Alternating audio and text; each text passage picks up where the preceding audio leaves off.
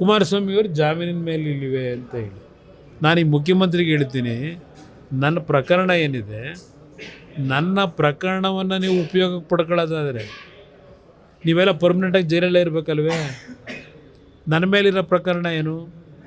ಇಲ್ಲ ಏನಾದರೂ ಸರ್ಕಾರದ ಎಕ್ಸ್ಚೆಕ್ಕರ್ಗೆ ಅನ್ಯಾಯ ಆಗಿದೆಯೋ, ಇಲ್ಲ ನಾನು ಕಾನೂನು ಬಾಹಿರವಾಗಿ ತೀರ್ಮಾನ ತೆಗೆದುಕೊಂಡಿದ್ದೇನೋ, ಇಲ್ಲ ಫೇವರ್ ಮಾಡಿದ್ದೇನೋ, ಎಲ್ಲಿದೆ ಪ್ರೂಫು? 12 ವರ್ಷ ಆಯಿತು.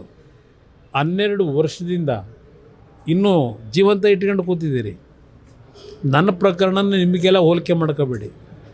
ಶಿವಕುಮಾರ್ಗಾಗಲಿ ಇರ್ತಕ್ಕಂಥ ಜಾಮೀನು ಮತ್ತಿನ್ಯಾರ್ಯಾರೋ ಜಾಮೀನುಗಳು ತಗೊಂಡವರಲ್ಲ, ಅದಕ್ಕೆ ನನ್ನ ಪ್ರಕರಣವನ್ನು ಹೋಲಿಕೆ ಮಾಡ್ಕೊಳ್ತಕ್ಕಂಥದ್ರಲ್ಲಿ ನಿಮಗೆ ಯಾವ ರೀತಿಯ ನೈತಿಕತೆ ಇಲ್ಲ. ಇವತ್ತು ನಿಮ್ಮ ಸರ್ಕಾರಗಳಿದೆ, ಇವತ್ತು ನನ್ನ ಪ್ರಕರಣವನ್ನು 12 ವರ್ಷವಾದರೂ ಇನ್ನೂ ಯಾತಕ್ಕೆ ಇಟ್ಕೊಂಡಿದ್ದೀರಿ? ನಾನಿಲ್ಲ ತನಿಖೆಗೆ ಏನಾದರೂ ಅಡ್ಡಿಪಡಿಸಿದ್ದೀನ? ಮಾಡಬೇಡಿ ಅಂತ ಹೇಳಿದ್ದೀನ? ಸ್ಟೇ ತಂದಿದ್ದೀನ? ಅದಕ್ಕೆ ಯಾತಕ್ಕೆ 12 ವರ್ಷದಿಂದ ಅದು BJP ಸರ್ಕಾರದಲ್ಲಿ ಹಾಕಿದ್ದು, ಈ ಸರ್ಕಾರದಲ್ಲ, BJP ಸರ್ಕಾರದಲ್ಲಿ ಅವತ್ತು ಈ ಕಾಂಗ್ರೆಸ್ ಪಕ್ಷಗಳೇನು ಮೌನವಾಗಿತ್ತು, ಆಗಿನ ಸರ್ಕಾರದ ವಿರುದ್ಧ ಹಲವಾರು ದಾಖಲೆಗಳನ್ನು ಬಿಡುಗಡೆ ಮಾಡಿದಾಗ ಆ ಹಿನ್ನೆಲೆಯಲ್ಲಿ ನನ್ನ ಮೇಲೆ ಆಗದಂಥ ಕೆಲವು ಸುಳ್ಳು, ಒಂದು ನನ್ನನ್ನು ಹದ್ದುಬಸ್ಲಿಗೆ ಇಡೋಕ್ಕೋಸ್ಕರವಾಗಿ ಆಗ್ತಂಥ ಸುಳ್ಳು ಮೊಕದ್ದಮೆಗಳು, ಅದು ಇನ್ನೂ 12 ವರ್ಷ ಆದರೂ ಮುಗಿದಿಲ್ಲ. ಅದರಿಂದ ಮುಖ್ಯಮಂತ್ರಿಗೆ ಹೇಳೋದು, ನನ್ನನ್ನು ಉದಾಹರಣೆ ಕೊಡೋದು ಅವಶ್ಯಕತೆ ಇಲ್ಲ ಇಲ್ಲಿ. ನನ್ನ ಪ್ರಕರಣನ ಈಗಲೂ ಏನೇನು ಮಾಡ್ತಿದ್ದೀರಿ ಗೊತ್ತಿದೆ ನನಗೆ. ನಿಮ್ಮ ಪ್ರಕರಣಕ್ಕೂ ನನ್ನ ಪ್ರಕರಣಕ್ಕೂ ವ್ಯತ್ಯಾಸಗಳಿದೆಯಪ್ಪ. ಅದರಿಂದ ಈ ಸದನ ನಡೀತಾ ಇರ್ತಕ್ಕಂಥದ್ರ ಬಗ್ಗೆ ನನ್ನ ಸರ್ಟಿಫಿಕೇಟ್ ಕೊಡೋದು ಅವಶ್ಯಕತೆ ಇಲ್ಲ. ನಾಡಿನ ಜನತೆ ತೀರ್ಮಾನ ಮಾಡ್ಕೊತಾರೆ.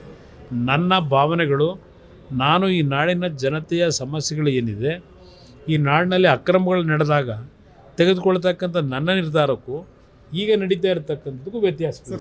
ಕುಮಾರಸ್ವಾಮಿಯವರು ಜಾಮೀನಿನ ಮೇಲೆ ಇಲ್ಲಿವೆ ಅಂತ ಹೇಳಿ ನಾನೀಗ ಮುಖ್ಯಮಂತ್ರಿಗೆ ಹೇಳ್ತೀನಿ, ನನ್ನ ಪ್ರಕರಣ ಏನಿದೆ, ನನ್ನ ಪ್ರಕರಣವನ್ನು ನೀವು ಉಪಯೋಗಕ್ಕೆ ಪಡ್ಕೊಳ್ಳೋದಾದರೆ ನೀವೆಲ್ಲ ಪರ್ಮನೆಂಟಾಗಿ ಜೈಲಲ್ಲೇ ಇರಬೇಕಲ್ವೇ?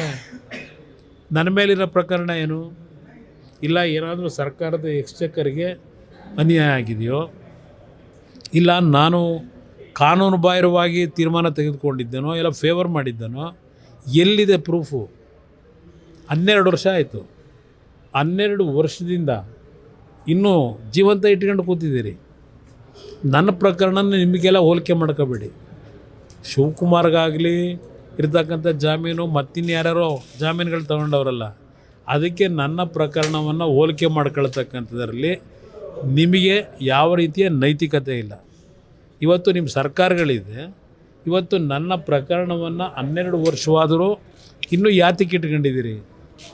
ನಾನಿಲ್ಲ ತನಿಖೆಗೆ ಏನಾದರೂ ಅಡ್ಡಿಪಡಿಸಿದ್ದೀನ? ಮಾಡಬೇಡಿ ಅಂತ ಹೇಳಿದ್ದೀನ?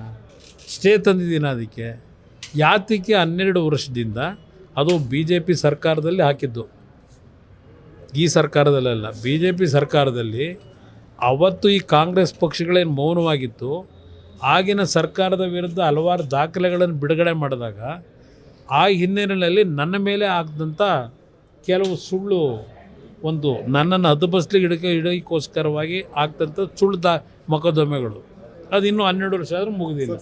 ಅದರಿಂದ ಮುಖ್ಯಮಂತ್ರಿಗೆ ಹೇಳೋದು, ನನ್ನನ್ನು ಉದಾಹರಣೆ ಕೊಡೋದು ಅವಶ್ಯಕತೆ ಇಲ್ಲ ಇಲ್ಲಿ. ನನ್ನ ಪ್ರಕರಣನ ಈಗಲೂ ಏನೇನು ಮಾಡ್ತಿದ್ದೀರಿ ಗೊತ್ತಿದೆ ನನಗೆ. ನಿಮ್ಮ ಪ್ರಕರಣಕ್ಕೂ ನನ್ನ ಪ್ರಕರಣಕ್ಕೂ ವ್ಯತ್ಯಾಸಗಳಿದೆಯಪ್ಪ. ಅದರಿಂದ ಈ ಸದನ ನಡೀತಾ ಇರ್ತಕ್ಕಂಥದ್ರ ಬಗ್ಗೆ ನನ್ನ ಸರ್ಟಿಫಿಕೇಟ್ ಕೊಡೋದು ಅವಶ್ಯಕತೆ ಇಲ್ಲ. ನಾಡಿನ ಜನತೆ ತೀರ್ಮಾನ ಮಾಡ್ಕೊತಾರೆ. ನನ್ನ ಭಾವನೆಗಳು, ನಾನು ಈ ನಾಡಿನ ಜನತೆಯ ಸಮಸ್ಯೆಗಳು ಏನಿದೆ, ಈ ನಾಡಿನಲ್ಲಿ ಅಕ್ರಮಗಳು ನಡೆದಾಗ ತೆಗೆದುಕೊಳ್ತಕ್ಕಂಥ ನನ್ನ ನಿರ್ಧಾರಕ್ಕೂ ಈಗ ನಡೀತಾ ಇರತಕ್ಕಂಥದ್ದಕ್ಕೂ ವ್ಯತ್ಯಾಸ.